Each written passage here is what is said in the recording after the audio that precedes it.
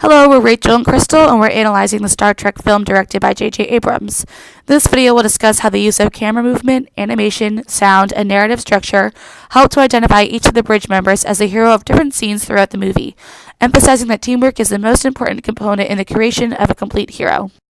Thomas Doherty, a professor of American Studies at Brandeis University, said in the Smithsonian article entitled The Oral History of Star Trek that at the core of Star Trek is something profound, which is teamwork and adventure and tolerance. That is why it's a World War II motif in the space age. It really is a team. You're making a heroic contribution by doing your bit. In this scene, the camera zooms in on each of the crew members. Throughout the movie, each of these crew members has a moment in which they're the hero. This scene emphasizes that each of the crew members works together to fulfill the orders of Kirk. One can tell that Kirk and Spock are the leaders because the camera stays on them longer than any of the other crew members. Star Trek was an attempt to say that humanity will reach maturity and wisdom on the day that it begins, not just to tolerate, but to take a special delight in differences in ideas and differences in life forms. If we cannot learn to actually enjoy those small differences, to take a positive delight in those small differences between our own kind, here on this planet, then we do not deserve to go out into space and to meet the diversity that is almost certainly out there.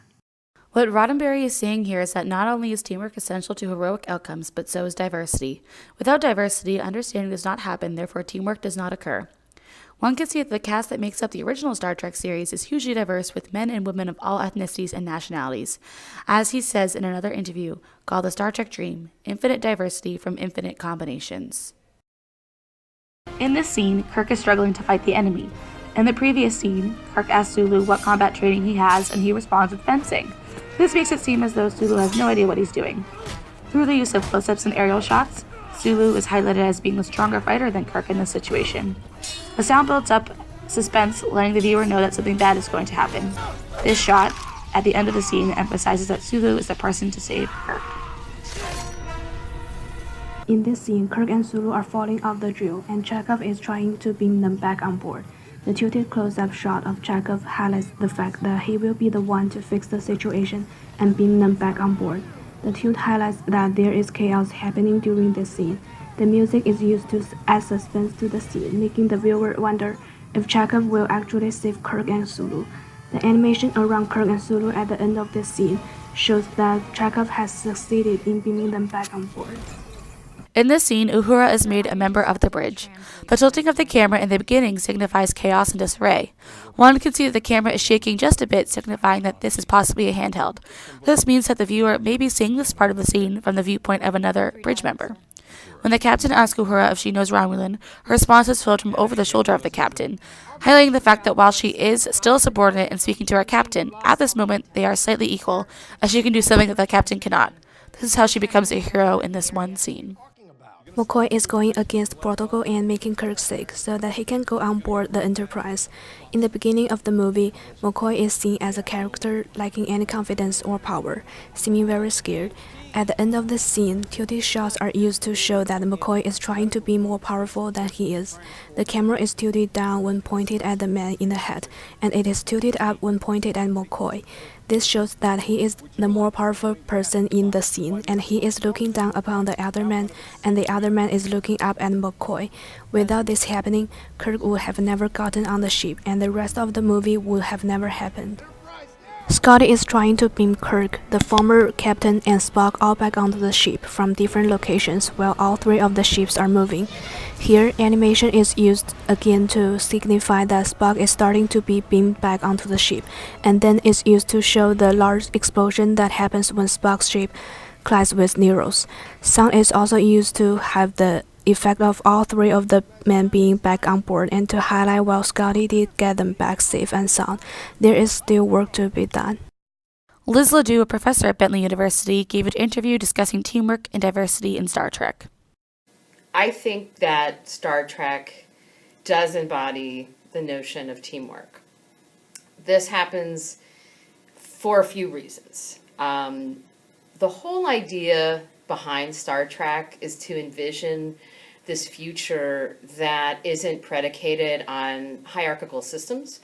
The notion that we do away with money, we do away with class, we do away with gender. It's why we see so many women and people of color on the bridge.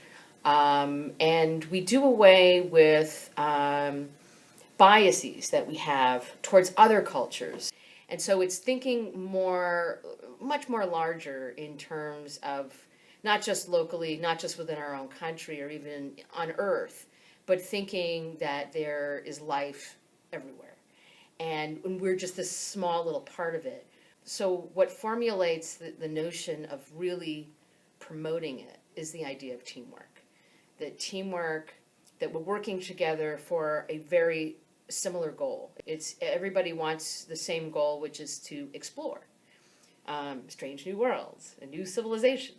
I think in the rebooted films, had to go back to that original series and that original relationship between Spock and Kirk and Uhura and Sulu and Chekhov and McCoy and Scotty, and bring that back as the core that all other iterations had sort of utilized as a foundation for their chain of command and how people work together and for what purpose, what motivated them.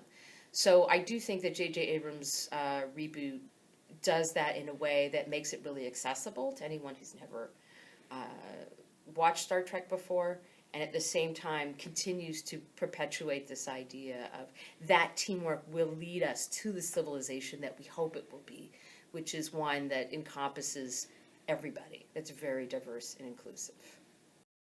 In conclusion, Star Trek is based on teamwork, collaboration, and diversity. Through the use of sound, animation, camera movement, and narrative structure, each of the crew members are seen as individual heroes in their own right. With the crew members' heroic moments, this story cannot unfold. As a whole, Star Trek shows that humans are always looking towards the future, and that teamwork, bravery, and a little bit of luck is the way to get there. Gene Roddenberry said, "Star Trek speaks to some basic human needs, that there is a tomorrow, it's not all going to be over with a big flash and a bomb, that the human race is improving, that we have things to be proud of as humans. No, ancient asteroids did not build the pyramids. Human beings built them, because they are clever and they work hard, and Star Trek is about those things."